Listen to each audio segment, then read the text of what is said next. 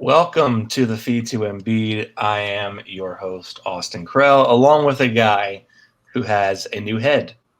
Brock, it looks like you. I think 50 Cent calls it "your cap can get peeled." Is that? I forget the exact terminology that 50 Cent uses, but in the song, "I whip your head, boy," from the movie "Get Rich or Die Trying," the main phrase is like, "Your cap can get peeled. I whip your head, boy." Yeah, they're not talking about a haircut, I don't think. I don't think they are either. I'm not going to co-sign that, but yeah, I did get a haircut today. My barber got me right, so shout out to Randy. Love Randy. Randy did a good job with that. Thank The Sixers they put forth a valiant effort. They go down.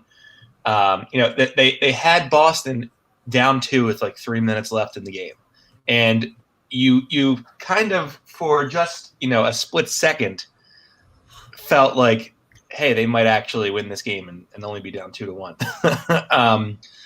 But it was really just a microcosm of just everything that has been this era of Sixers basketball. Late turnovers in this game were the difference. I mean, Embiid played about as hard as he could. He played 35 minutes, had 30 points, 13 rebounds. He did have 4 turnovers in this game, 2 of which came at basically the most painful time. I don't know that I fully blame him for those turnovers. I kind of blame the coaching staff allowing the offense to be repetitive and basically like, okay, you guessed it, we've gone to the post already 300 times this game. We've put him in a face-up situation 200 times from 12 feet out this game already. It's what we're going to do again down the stretch. When it's winning time, we're going to do that again. And Boston played it perfectly. They sent a hard trap and forced Embiid to make a decision. And he always goes for the home run pass as opposed to, okay, I'm going to pass it to the nearest guy, and then maybe we can swing it around the perimeter and get a look anyway. He always goes for the home run pass, which in this case was to try to pass it through Marcus Smart's head. And Smart intercepted it and created transition. Boston comes down. They get a 3-point play from Jaylen Brown. They take the lead, ultimately finish the game on a 10-0 run. I thought the Sixers played hard. They played well down the stretch. And, for the majority of this game, they made a lot of hustle plays. Richardson dove for loose balls. Al Horford had a lock-up possession defensively that actually reinvigorated the team. And I thought that they did a lot of the good things well that they had to do. Took care of the basketball. Only committed 12 turnovers in this game. Boston committed 10, of course, but 12 turnovers for them is what you want to see compared to 21 or whatever we've been exposed to with this team in recent memory. And offensive rebounds as well. Boston only had 3 offensive rebounds in the entire game. So the Sixers basically did everything that they tried to do. They kept Boston off the offensive glass, limited second chance points, took care of the basketball. They had 8 more field goal attempts than Boston, 95-87. And Brett Brown, as simple as this sounds, always says you have to outshoot your opponent, which sounds like a no shit assessment. But in reality, if you outshoot your opponent, as bad as if you can shoot as terrible as possible, if you outshoot your opponent, you have a chance of winning. And they did in this game. Ultimately, though, they shot 29.5% from the field, 23% from 3, and that was basically the death of the series right there. Yeah, Austin, I think early Philadelphia did a good job attacking, and that can be exemplified by Joel Embiid's 10 free throw attempts before the half. He had 16 total, but most of which came in the first half. So it's good to get Joel Embiid established early, but you alluded to it, Austin. The team shot sub 30%, and when you do that throughout the course of the game, especially bleeding into the third quarter and ultimately late in the fourth, you really have no chance of closing that basketball game. And I spoke about this a game or two ago. Other teams are willing to let Philadelphia throw punches with them for the entire game because if it comes down to one shot, you don't know who's shooting it in terms of Philadelphia. So if, like you said, you give Joel Embiid the ball and you position him 12 feet away from the basket, that's the most predictable play on the court. Boston can anticipate that for one final play. And given how everybody else on Philadelphia is performing this series offensively, Boston really has nothing to worry about. More specifically, Joel Embiid in passing to his teammates this series, they're hitting 25% of the field goals that Joel Embiid's passing to them on, and 20% of the three-point shots. So even when Joel Embiid has the resilience to fight through a double team, or he's able to pass out of a double team, his teammates are not hitting the shots. I mean, they almost have more turnovers off of Joel Embiid passes than they do makes total. So Philadelphia really is just struggling to create any offense, and unfortunately, Joel Embiid's heroics aren't enough to keep them alive in this series. Yeah, and you make a really good point there. I think it's something that everyone talks about, but I think the way that you put it was actually something that hasn't been phrased that way, and it really brings to light the issues with this team. Is teams are willing to let the Sixers hang around, and they can survive that way because they know down the stretch that Sixers don't have somebody who has that cold-blooded nature to him to close that game. And at the beginning of the season, and I guess even in the off season, I believed, and I still do believe, that Tobias Harris could be that guy. I mean, he's been horrible in the series. There's no question about it. God. But I look at someone like Tobias Harris, who, his point totals from 2015-16 to now, 16.6 points per game, 16.1, 18.6. Let's see, 20, 19.6. I mean, this guy has basically shown linear improvement as a scorer each of the last couple of seasons since 2015, and so I kind of believe, and I think he has a chance to sort of prove that he's a better player than this over the next couple of seasons. But I believe that he was a guy who could be that big shot maker.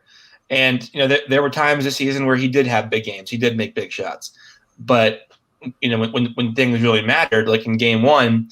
He's operating from the mid post and taking fadeaways off one leg, and he's missing well short of the basket. Last night he was 6 of 19 from the field, 0 of 5 from 3. So evidently this team, whether it be this season or whatever it might be, just doesn't have that DNA player to close a game out down the stretch. And people say that you can't rely on a center to be that guy. And I full-heartedly disagree with that. I don't think it matters what position you play. If you can do it, you can do it. And I think Embiid sort of is smart enough where he knows how to make moves. He knows how to get to the free throw line. I thought last night the problem was he was overly reliant upon contact down the stretch, and you can't play that way offensively. Like one of those possessions late in the game, he was trying harder to draw the foul than he was actually to complete the play. The refs didn't call it, and Boston goes the other way in transition and gets one of their 10 points in a row, whatever they had. So I think the closer narrative is viable, and it's obviously a legit narrative. I just sort of see it from a different light. I mean, I was definitely wrong that you can't. Closing isn't a team effort type thing. You can't just play it by committee. There is no there is no type of feel good story, if we pass the ball enough we can find the right guy open and he's down to make the shot if it's open. That's not how it works. You have to have in this NBA the go-to guy, like a Damian Lillard, I guess an Anthony Davis, those types of players. So obviously that they don't have that, and living at the free throw line isn't a viable solution considering that the whistles go quiet late in these games. And it's really hurt them this season. It's really hurt them this series. Glenn Q Spooner Street says there's a reason Toby's never been an all-star and is on his 5th team, not a go-to scorer. I mean, a lot of guys are go-to scorers that aren't all-stars. It's about having the mentality of creating offense. And I think Tobias Harris has been borderline a couple of years. I think the reason that he's been on 5 teams in 6 years is because teams view him as a guy who is versatile enough at his position where it's like he can do more than just spot up for outside shots. He can sort of create off like 1-2 dribbles. He has that post game, and teams that are looking to make a push for the playoffs view that as an asset, and they view that as an inexpensive asset too. And so they trade for him, and they make a run at a low playoff seed. I mean, it isn't like he's put up hollow numbers on bullshit teams. I mean, he's been on the Bucks, who I think were pushing for like a 7 or an 8 seed. He's been on Detroit, who is at least competitive. Clippers, where he was holding the Clippers together before he got traded there. So I think Tobias Harris is a guy who we've definitely seen a very, very disappointing first year of this contract, but I think he can be better than what he's shown. Brock, what do you think about that? Yeah, well, what I'll say about Tobias is that I think because of his age, most teams probably know what his ceiling is. And while I disagree with Glenn in the sense that Tobias Harris is just nothing more than a go-to scorer and he's bounced around because of that, I do agree that he is expendable. His production is replaceable. So while Tobias has posted really good regular season numbers, he was pretty spotty last year against Toronto. And in the playoffs this year, he's shooting 33% from the field. He hasn't made a three-point shot against Boston yet, and he's got 3 turnovers. So he hasn't really been a catalyst for offense. While he leads Philadelphia in assist points created, it's only really, I believe it's 41 assist points created. So he's not necessarily a catalyst for an offense, but that's not his fault. There's no primary ball handler in Philadelphia right now. What I will say about Tobias, though, is that he's a very good basketball player. He knows how to get his buckets on the floor. He knows the spots he's most effective in, and he can hunt mismatches and get comfortable there. All those things you talked about, Austin, the post game. But I think with Tobias, his production is replaceable. He's not the type of player where if there's a minute left, Tobias has the ball and he's taken over every single offensive possession. And because of that, I think he's a great complementary piece, but I don't think he's an over-the-top piece. So while I do disagree with Glenn a little bit, I think he most definitely is expendable. Yeah, and I mean, of course he's expendable. I also think that spacing with this Sixers team has hurt more than just Joel Embiid and Ben Simmons. I think it's hurt him because the Clippers team, they had guys like Lou Williams. They had Shai Gilgeous-Alexander. Those were all players that could create offense off the dribble from the perimeter. And teams couldn't just pack the lane. And schematically, the Clippers' spacing was also much better than the Sixers was. And as a result, Tobias was basically able to go on an island and either go up with jump shots and feel empowered to do so, or get to the lane and finish that way. And I think with this Sixers team, the schematic spacing of the offense is horrendous, and the players in the court aren't conducive to having more space. And I think that's really hurt him this year as well. And so I think it's why I think with a different coach and maybe some renovations this offseason, there is a chance that we see a better version of Tobias Harris, not worth $180 million, which I mean is become like nauseating how bad that contract is. But I think somebody who you could say, you know what, he is better than just a mid-level exception guy, 12 to 16 million a guy masquerading as a max guy. He's somebody who can give you 20, 22 points per game. I just think that this roster construction also hurt his skill set. And, I talked to an agent the other day, and I asked him, I said, what do you think that the value is of Harris on an open market? And he said, I don't know why they offered him that contract, because no one was going to give him that value. They were bidding against themselves, which is another failure of Elton Brand's. But here we are. here. This is the core.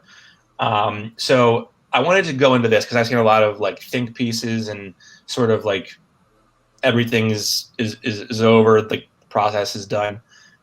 How do you feel about the process looking back on ultimately what this product is? I think it was worth it, and I think they revolutionized basketball and maybe even sports in the sense of management, and Sam Hinkie was at the forefront of that. At this point, I don't really think they made any of the wrong decisions in terms of where they've gotten. So, like, of course, you've had bad signings and you've whiffed in a couple of drafts, but they have the centerpieces in Joel Embiid and Ben Simmons, and that's the most important. So they don't have to have a monumental rebuild where they're now looking for pieces to rebuild. They have those two under contract until at least 2023, which means while you may have anticipated the window was 5 years, maybe something upwards of like 8 years, given both of them are healthy, the window has now probably been diminished to about a year or two. So what I think is Philadelphia needs to reconsider their goals here and reevaluate what's going on in the organization. And when they decide that they want new management and a new head coach, those are the priorities. And then, of course, you look to trade pieces like Richardson or Horford if you can yield any sort of positive package.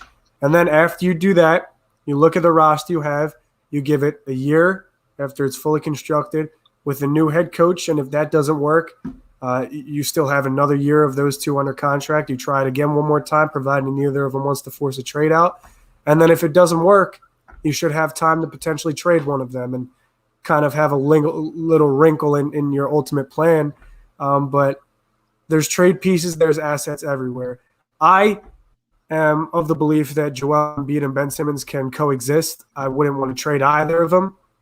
But given how the organization has looked in the past couple of years with their management, babying the players, keeping them sidelined, how they've dealt with certain issues, the drafts, I'm not so sure that players really want to stay in Philadelphia past when their contract expires. So all of this stuff it really remains to be seen, and the landscape of the league is probably going to change over the course of the next year, given everything that's happened with COVID and the bubble.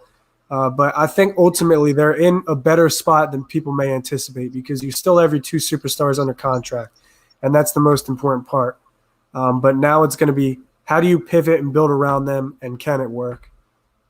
Yeah, and I think one thought that has sort of crept into my mind is like when it comes to that off season when you have to make a decision as to what direction this team goes in. I think that these decisions this offseason may ultimately speed up the timeline in which, they ultimately have to make a decision on those two. And it won't be because it won't be because they're worried about a contract coming to an end and not getting any value. It'll be because they have to create space somewhere in terms of cap space, and they can't move off of the contract that they are. They're stuck with one of the Horford or Harris contracts that you by default, in order to get out of this pigeonhole, you have to trade one of Embiid and Simmons to create that space. Glenn again says Joel's going to quietly ask for a trade to Miami. IMO. Even if he did, I doubt the Sixers would honor that request. I mean, they're not gonna trade him to a team of choice within the conference. That I don't think they'd do that. Even if he asked for it, I don't think they'd do that. So the ends of this whole thing with where we are now, where this team is now, obviously it's pretty bad at this stage, but I would also say that it doesn't mean that the original idea to have this massive, game, like basketball changing rebuild where you're basically getting like a giant middle finger to the rest of the NBA while you blatantly and abhorrently tank. that was the idea that you needed to have. It was a good idea, and I think anyone who's smart would stand by that, because it got you two pieces that you were just never got guys that just never they never would have had a chance at before because they would have been stuck at an 8 seed. So I don't think that the original idea was a bad idea. I just don't think that these decisions. I think these decisions have been the crippling part of the whole thing. I think that, like, with fandom too, a lot of people get really attached to personalities and they forget that ultimately sports are a business. So you have a lot of people that fall in love with coaches, or they fall in love with expandable players, or they're not really sure what the organization's goal is. But at some point, you have to value winning over everything else. And that's a decision that Philadelphia made. So while people may have liked the personalities associated with the rebuild or the direction and where Sam Hinkie was taking the team, at some point you have to warrant enough respect as an organization and get serious enough to be considered as a competitor and then furthermore compete. So I think that there were business decisions made in place and the goal of the organization altered over the past decade. But I think you start with putting a new voice in the locker room and maybe stripping management. And then a couple of years down the road, then you look to splitting the two up. But for Joe to go to Miami, especially given what Miami's going to build around with Bam Adebayo there, I don't really see what assets Miami would part with to get Embiid, and I'm not sure the logistics of how that trade would work. I also think that, and I think I'm sort of starting to see this now too, and I don't think this bodes well for Miami either, is the fact that look at what Boston and Houston are doing. They've fully committed and leaned into this small ball idea, and the game is actively changing because of them. I mean, I guess you could look back at the Warriors and say it too, although the Warriors sort of like put out a Daniel Tice type center where they like minimal usage, like just like stuck him out there because they needed to have 5 guys in the court and he was serviceable. But teams are going all wings now, and I mean, I think a guy like Rudy Gobert is eventually going. I think Rudy Gobert is already kind of getting phased out of the valuable position that he would have been in, 10 years ago as a center. And I think Embiid is ultimately when he finally sort of hits the downside of his career, he'll have been phased out because, I mean, unless they decide to go back to center, the age of analytics says that with guys like, that having teams like Tatum, Jaylen Brown, and Gordon Hayward, whatever, that's more efficient. Having teams like James Harden, Russell Westbrook, Robert Covington is that's more efficient to an offense than having a center. And while I think Embiid is like a super special talent, I'm kind of understanding where they're coming from. And I think Spike Eskin and Mike Levin and Andrew Sharp made a good point last night on the Rights to Ricky Sanchez, where they said that, like Embiid might not be able to be the best player on this team, but you can have him be the anchor of your defensive unit and average over 20 points per game and have that team win a title. Like you just can't expect him to be your primary source of offense. Glenn says again, so sell high. I know that we want to like do this doomsday thing where where we have to trade one of them, but trading Joel Embiid and Ben Simmons right now is just not the answer. It's counterproductive, and you need to have 2 guys that are top 10 players, top 20 players in the NBA to have a chance. And trading Joel Embiid or Ben Simmons, those trades just don't yield equal value.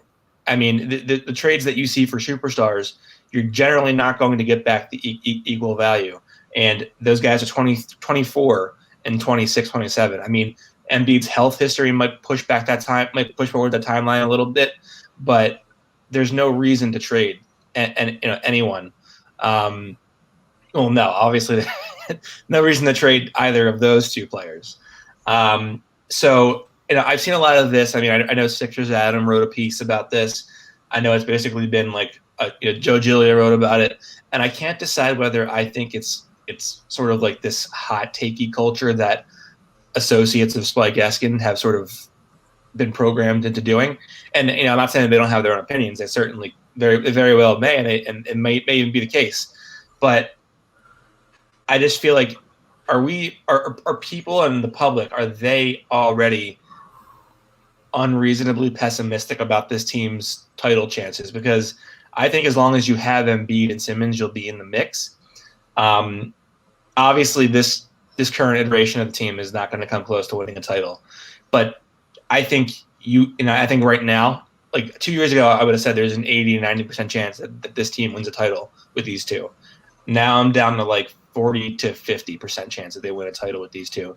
But I think if you make one trade and it's well orchestrated, it's consulted upon, it's that you have the right people in the front office, you can pivot and really open yourself back up and raise those chances again. But do you think the title window is already shut? I don't think it's already shut. And I think the reason why people may be so trigger happy with trades or proposals, at least, is because ultimately Joel and Ben may not want to split up. But Austin, you just said you need to make that trade for a third piece potentially. So Philadelphia does that, and they acquire Tobias Harris, and they lock Harris, and they go out and open their pockets up for Al Horford. And it was a failed product on the court this season. So eventually something has to click, you'd assume. But the personalities, the morals, the egos, the work ethics, they might not always match. So over the course of time, while the players may not each other want to split, they might just have to, because that may be the design of the team. So it's like, how many more trades are you going to make to go out and get that third star player? How many opportunities are you going to have to sign a free agent that's the missing piece in the summer? So these opportunities are really scarce. And the reason why I think people may try to expedite the process and trade someone is because, if you see Joel Embiid and you're a believer of analytics and teams are going to go small, and you see the value in trading Joel Embiid when his value is high and getting a package back, then that's one thing. But to just blatantly say you want to split the two because their games don't coexist, that doesn't seem to make any sense to me. I think this year more than ever, the structure of their roster was exposed because there was no shooting and there was no help to alleviate the offensive pressure on either Joel or Ben. So you probably have another opportunity or two in the next couple of years to emphasize on what you have, or capitalize, I should say, rather, and win a title. But I think the reason the window is closing shorter than people may have anticipated is just because the organization only has so many opportunities to do this. Yeah. And I guess for me, like one thing that I kind of play around with in my head is the fact that, like, okay, what does a rebuild look like? And the only rebuild that I've ever paid close attention to has been this rebuild, where it was 4 years of actual, like, human excrement basketball. It was literally, like, comedically terrible, and it sucked, and it wasn't fun to watch. And I guess, if I was in the media back then, I probably would have felt differently about it. But it's not good basketball to watch. And so that's the only rebuild I've ever known. That's 4 years. And then it's like starting over. And then it's like, okay, then how many picks do they miss in that 4-year stretch? Today's rebuilds, it's like 1 or 2 years, and then you're right back in the mix. Like, Memphis is going to be there for, the future, the foreseeable future, because they hit on a couple of picks. And so I think a rebuild can be a lot less, I guess, slow and a lot less painful for the fans if it's done with competent people leading the way. And I'm not saying Sam Hinkie wasn't competent. He was, I think, well ahead of his time in terms of intelligence, that just no one wanted to listen to this evil scientist. Now, I mean, obviously, Brian Colangelo did unspeakably bad things. Like, he traded Nerlens Noel for a second-round pick. He had to pay to get Jalil before off the books. Two lottery picks the Sixers had. Twittergate, what have you, the Fultz trade. By the way, I was listening to the JJ Redick podcast today with the new version of it because he's separated from the Ringer. Yep. And he had Jason Tatum on, and Tatum said that Ainge told him he was going to pick him number one either way. Yeah. They were never. So they don't make that trade if they're not 100% sure. Tatum actually thought he was going to be in Phoenix. Yeah.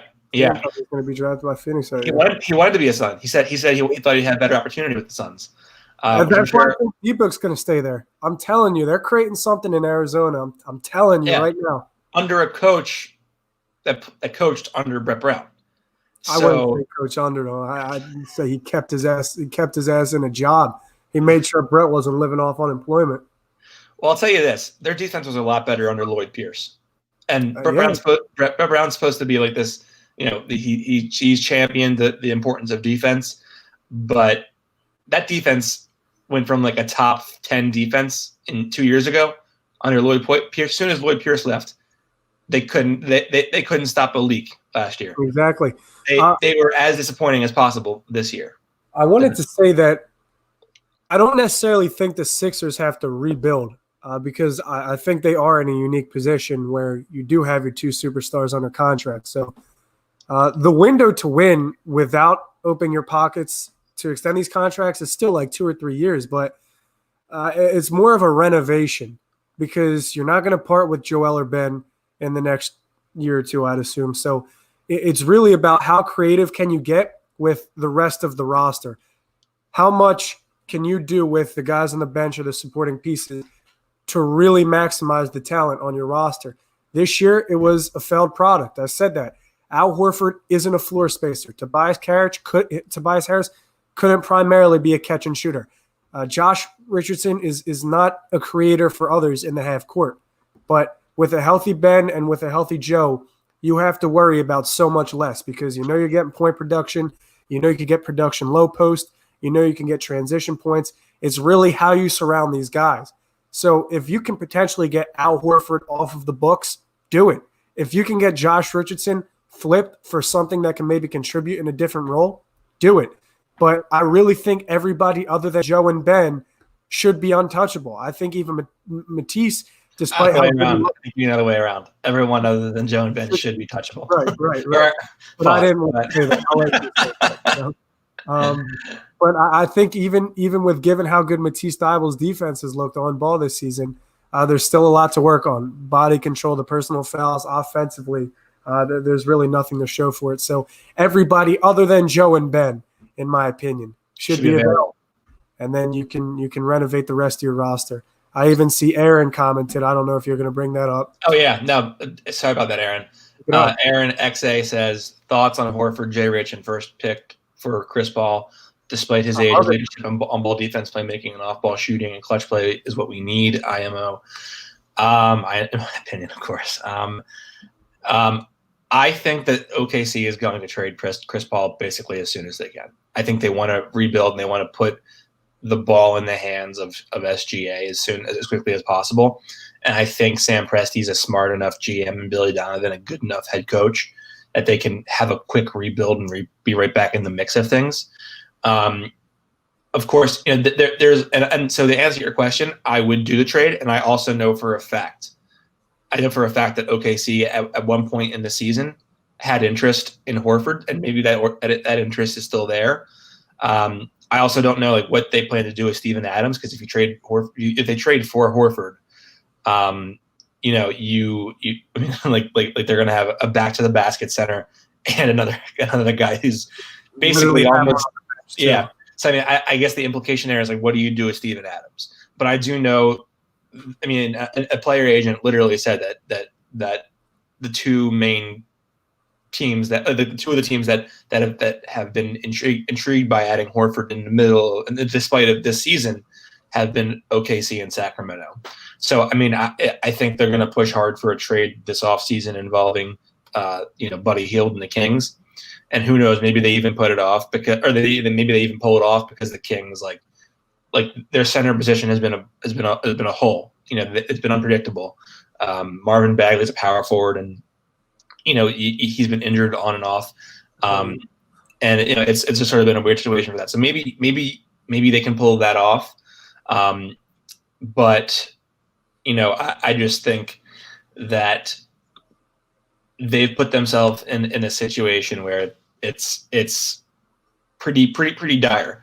And you look at the teams such as the Nuggets, such as I guess Dallas,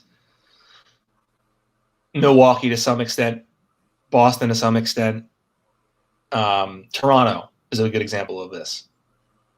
Even Miami is a good example of this. Those teams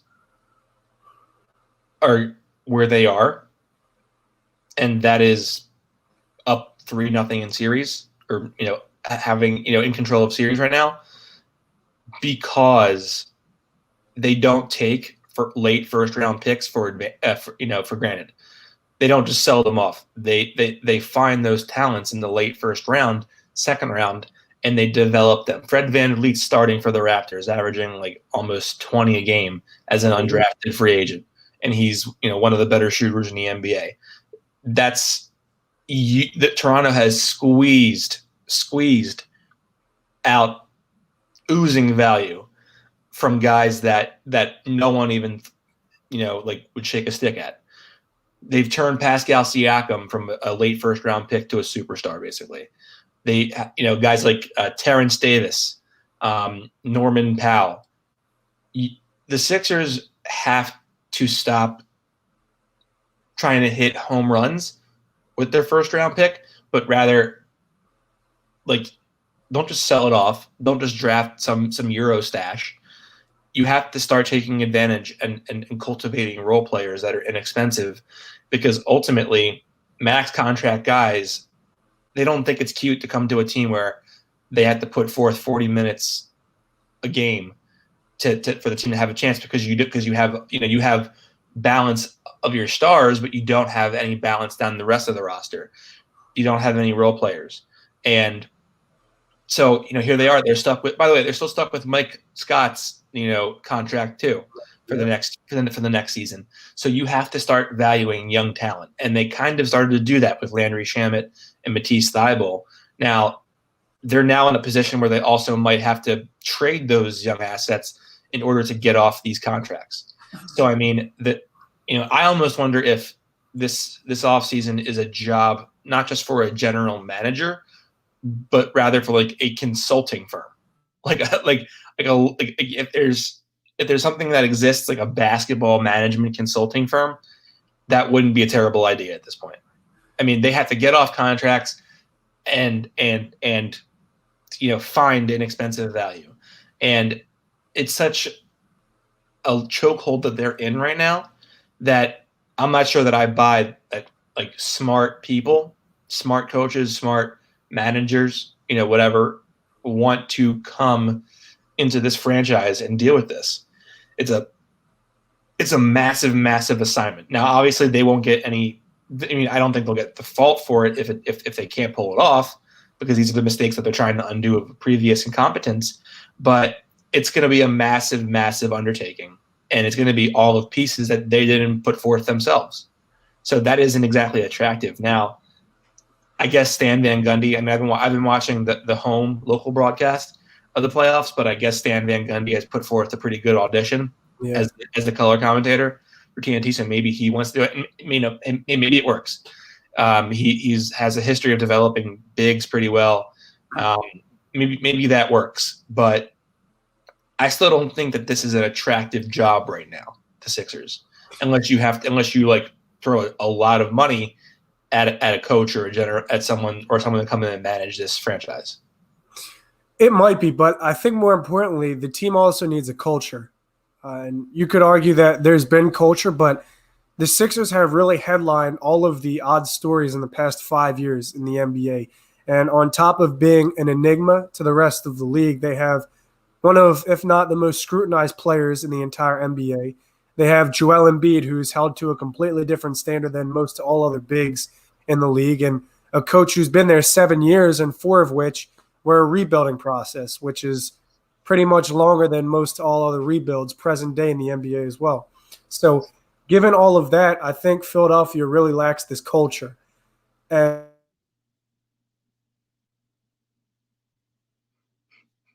That's awkward. Let's take a question while Brock gets back into the picture. Pierre Baptiste says, with Brett Brown's job all but over. What? There we go. Brock, you're back. What were you saying? God, man, this internet here is spotty. We need some extenders. I'm gonna work on that. But I was saying what I cut out at. Do you remember? I don't even remember. It happened so fast. Just a freeze. I was just talking about the culture or lack thereof. Culture.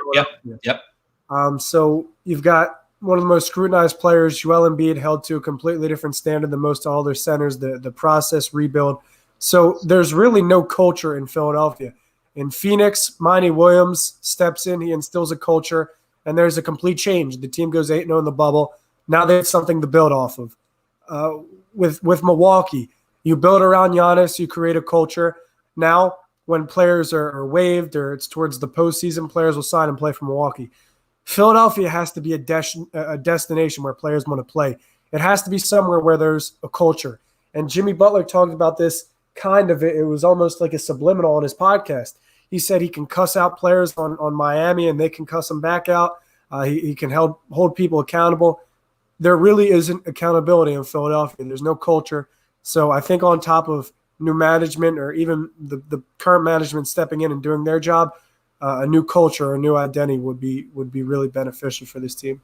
Yeah, and I think like the culture was able to fly under the radar 2 seasons ago because you had 2 young guys. One was sort of a black hole in that you didn't know whether he'd be available every night or what. And then you also had like Markelle Fultz situation. So this team is like a whirling dervish of no one knows what they are. And, their young talent surprises a lot of teams, and they end up being able to hide the fact that, hey, this coach is, there isn't like a true culture here. You don't, a lot of different things go. And then last season, Jimmy Butler comes in and whether you want to say, he's a cancer or whatever. I mean, it hasn't worked out with 2 teams before Philly, and that didn't work out with Philly, and I guess, a large reason, maybe he probably might have stayed if management was different about things. But, I think his sort of militant combative nature was a shockwave amongst the coaches and amongst the players. And that sort of, I guess, him trying to implement his own type of culture and him being himself kind of threw off the culture that was already established. And as a result, it just sort of was a bad chemistry situation. But they bring in Al Horford thinking that, he can sort of be that glue guy. And he's just a quiet leader. He doesn't, people in Boston say like, he doesn't say much, but when you talk, he listens because of what he says is powerful. No, you need somebody there who's going to like, break shit, who's going to break a mirror, who's going to, you need somebody who's going to be tough love, essentially, is what they need. With Brett Brown, Pierre Baptiste says, with Brett Brown's job all but over, what qualities will the Sixers look for in the next head coach? Well, I think one thing for sure that they'll look for is someone with legitimate schematics to both an offense and a defense. Brett Brown prides himself on, or he buys hard into this philosophy of let's let this, let's let the offense unfold organically without organized sets, because that's how good basketball is played.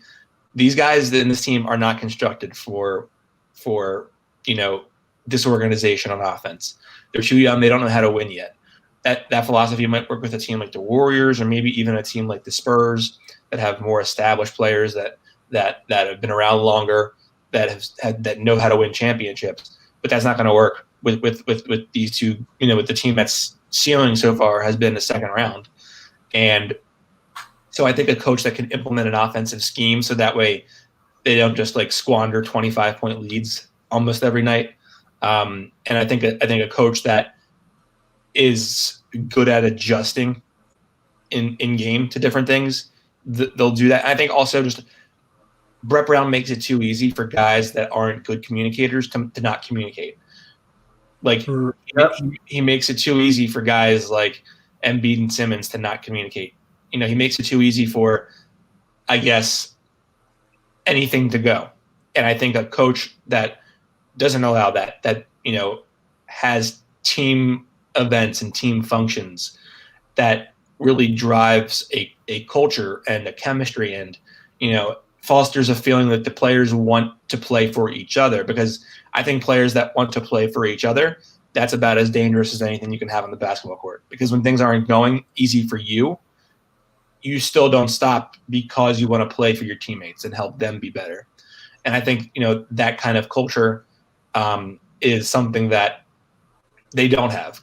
Guys are kind of out there for themselves to some extent, but there's a limit to how far they'll go individually to see the team succeed. I think a coach that can push them to want to play for each other, that isn't, not a motivational speaker, but rather somebody that, somebody that can say, this is how we're going to do things. This is the flavor that I want. Brett Brown talks about like a vanilla flavor. Like, no, you need some Jimmy's, some fucking, like some weird ass toppings. You need a mixture of like banana, peanut butter, Rocky Road, all this different shit. You need to have those colorful natures to your organization. Vanilla doesn't work. It just doesn't work. So that's what I think they'll look for in the next head coach, and someone with experience, by the way. I think Stan Van Gundy's put himself in a good position, but I don't know if he'll be the guy. There's talk that Ime Udoka, who's the assistant head coach under Brett Brown, might be the guy. They might fire him too. They might literally clean house and just fire literally everybody. Who knows? I don't think, I know Jeff Goodman tweeted that Jay Wright would be the, he's adamant that Jay Wright, if he were to leave, he would leave for the Sixers. I don't think Jay Wright wants this mess. Jay Wright has won 2 titles, and he's smoked more talented teams with his 3-guard, shooting, blitzing you with 3-point shots offense. What is he going to do with this team? I mean, why would he change the way that he succeeded just for the Sixers? I mean, I don't think Jay Wright's going to come here for this iteration of the team. Now, maybe 2-3 years down the road, maybe that's something that he's more interested in, but I don't see it. Jack Duffy says Jimmy saw right through all the BS we're dealing with today. I think that's true to an extent. I think he was also insulted by the way that like management sort of said, like, can he be controlled? Like that's a grown man. You can't control him. And he's also done enough where he shouldn't have to be controlled by anyone. But I also think that Jimmy was difficult in a lot of respects. He wanted to do things his way. And, you could have said, the decision between him leaving and Brett leaving was like, obviously Jimmy. Why couldn't Jimmy have stayed, with the implication that Brett was likely on the way out anyway, in the next, year or so? And, at least, you would have basically a 3-headed monster. But then it comes down to the fact that, look, Ben and Jimmy just weren't going to coexist. Ben was not happy having the ball out of his hands. Again, this is a product of them allowing an environment where Ben Simmons thinks he has the right and, the gall to say, this is what I want to do. This is what we're going to do. So, with the culture in place, with actual, look, this is how we're going to do things here. Ben Simmons feels empowered to say, like, to make a big stink out of not having the ball in his hands, and then they oblige to it. So Jimmy not being here, I think, is more of a thing with Ben Simmons than it is with a BS thing, which I think there was BS there for sure. But I'll also say this: if I have to pick between a guy who's going to be 30 in the middle of the season, might be a better player right now than Ben Simmons, versus a guy like Ben Simmons who is 23, 24, and literally, if he ever gets a jump shot, is going to be a top 10 player in the NBA consensus. I'm not going to speed up my timeline because of Jimmy Butler. I'm going to stick with the younger guy, Ben Simmons, because at least if Embiid goes, you still have something to build on with Ben Simmons there. if Jimmy's had a spotty injury history prior to Miami, prior to Philly, and Embiid's, you never know what your timeline is with Embiid. So I think you're speeding up something that doesn't have to be sped up by having to choose between Ben and Jimmy. So I don't blame the Sixers for choosing Ben over Jimmy Butler. I more so blame them for not getting more back in the trade. And if Jimmy walks and you don't get anything for him, that's not the worst thing in the world. You could use that money to get somebody like a Bojan Bogdanovic. You could use that money to fill in other needs on your team. And if they had done that, they would have been in a better position than they are right now. They could have struck out in free agency last summer and only walked with Tobias Harris or walked away with neither. But guess what? They would be in a better situation than they are right now, because at least you'd have a pile of cash that you're sitting on for the future that you can, if you have to, you overpay for somebody, that fits your team better going forward. Yeah, very well said. And I mean, thinking about Jimmy Butler, the situation's really murky because no one really knows what transpired. But I don't know whether to think it was between Ben and Jimmy or if it was between Jimmy and Brett, and Ben was just thrown into that conversation. Now, I know on the court there may have been some issues with the two coexisting, and in the playoffs that was a clear indictment, taking the ball out of Ben's hands and putting it in Jimmy's hands, and nobody expected that to happen at that time. But I'm inclined to believe it was honestly between Brett and Jimmy at the end of the day. I mean, correct? Is that the wrong assumption to make? I think it was Jimmy versus Brett and Ben, because I think it was both. Because you look at the timeline, and a couple of days before things start to leak out, and it goes from a near lock that the Sixers are going to re-sign Butler to within a couple of days it's like, okay, Butler's probably all but gone. Now what way do the Sixers pivot? And so then as soon as free agency opens, while every other team is signing new guys or locking up their free agents, the first rumor that leaks out is that the Sixers are nearing a deal with Ben Simmons on a max extension. And then literally an hour later, it's Al Horford's in the building. So it's pretty clear to me that while Jimmy and Brett were never going to coexist, that wasn't going to be the killer in it all.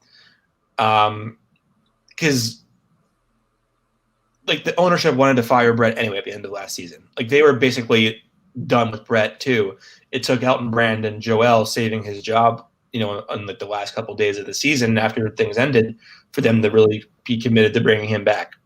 But Jimmy would have outlived Brett at the Sixers. So I don't think that was the driving thing. I think it was they actively chose to not speed up their timeline and retain Ben Simmons over Jimmy, because Ben, if they re-signed Jimmy, Ben would have been out of here the next offseason. I mean, he would have signed elsewhere. And so I don't fault them for going with Ben Simmons over Jimmy Butler. And I mean, if the Heat fans find this and they want to roast me for it, that's fine. I don't blame them for that decision. I think you go with the younger guy who is maybe a lesser player right now, but has a much, much higher ceiling as to what he can be. And so I think they had to make a decision, and I don't think it was a hard one to make, personally. Okay. Yeah. Jack Duffy says Joe at times as well, albeit he's matured tremendously in the last year. I think Joel Embiid is – I get fans are being overly emotional. They're Philly's a very reactional city with fans. My dad's one of the worst at it. I mean, every single shot is live or die. Every shot Embiid makes, my dad's I can't believe this guy. They call him a star. He makes the next play. Oh man, I can't believe they got him. They would be toast without him. And I'm like, wait, 2 seconds ago you just said, and then but Joel Embiid is not why they're losing this series. Joel Embiid is the only reason they're hanging. They haven't been blitzed all 3 games, and so even with Joel playing his heart out, and he was, I mean, it was like sad to see last night, him in the media availability after the game. Like, he had his head down. He was like trying his hardest to just answer the questions and get the fuck out. But I mean, you could tell he was just done with it, like frustrated, over with. But he's still saying, like, I got to be better. Like, it's on me. I got to lead the team. Like, bro, you're doing everything you can. It's the people around you that have to step up. And so the fact that Joe's willing to just sort of like put himself out there as the bait and say, like, this is my fault, I got to be better. Like I think that's a sign of maturity. Well, some players might say, like, oh, well, this hurt. I was sick. Whatever. Embiid has left it out there this entire series, and he's given his 100%. He's he's battled some, I guess, not depression, but I guess a down period in his basketball enjoyment this season. He's dealt with some fan stuff back and forth, but he's shown up in this bubble, and he's been as good as they've needed a lot of the time. And I think he's also shown growth with turnovers. I mean, his turnovers are still bad, but I mean, it isn't like you enter the ball in the post and you're done for, like it used to be. Like, he's now reading doubles better. I think he had like 15 or 17 potential assists last night. They just weren't making shots. Yeah, and so, right. And so I think, people are very down on, people, not very down, but people are like, Joel should be pardoned from this entire thing. Like, this is not anything to do with Embiid. This is literally everyone else but Embiid. And then people are also saying, like I tweeted last night, like, Ben Simmons says, like, this series has proven that Ben Simmons is as important, if not more important, than Joel Embiid. And people are like, he would have changed the series. You don't know what he would have done in Game 1 against Jason Tatum. You don't know if Jason Tatum has those big basket after big basket, just crushes them all game long. You don't know if Ben Simmons changes that dynamic last night. The Sixers could very well be up 2-1 in this series if Ben Simmons is playing. I mean, the game came down to Game 1 and Game 2, or sorry, Game 1 and Game 3 were decided by 8 points each. Ben Simmons can absolutely change how those two games turn out. And if not just for his defense, how about the fact that the Sixers can actually play open court basketball with Ben Simmons? He creates so many live ball opportunities, and he pushes the ball down, the proverbial throat of opposing defenses. He would have posed a lot of problems for the Celtics defense, as a defensive player. And the Sixers, even if you could say that Ben has been neutralized by Brad Stevens at points in his career, this season that wasn't necessarily the case. Ben Simmons has been pretty good this year against Celtics, and in the playoffs the game slows down. They say that doesn't bode well for the Sixers. Sixers are not a good half-court offense team. Their best shooting comes off of transition looks. So a guy like Ben Simmons that can facilitate transition opportunities would have been paramount. So Ben Simmons absolutely could have been the difference in this series to this point.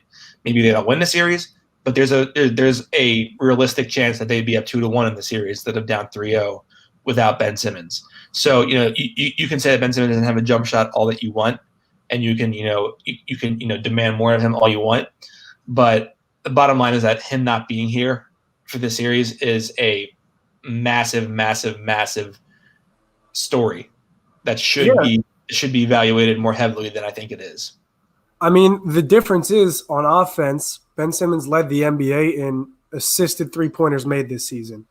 I just told you that Joel Embiid from the post is passing to his teammates, and they're making 25% of the field goals from his passes. So not only on offense do you gain the transition player, the player that's going to create for others, the player that's going to create for himself, and not to mention at his height and physical advantage, there's really no one on Boston to throw at Ben Simmons other than Jason Tatum or Jaylen Brown or Gordon Hayward. And this season, that didn't end well for Boston. Ben Simmons registered one of his highest field goal percentages against the Celtics all season. And on the other end, Jason Tatum registered one of his lowest field goal percentages and made one of his, or I should say, made some of his fewest three-pointers, or posted one of his lesser three-point percentages against Philadelphia, and that's defensively because of Ben Simmons. So you lose a lot on both ends of the floor that you really can't recover from.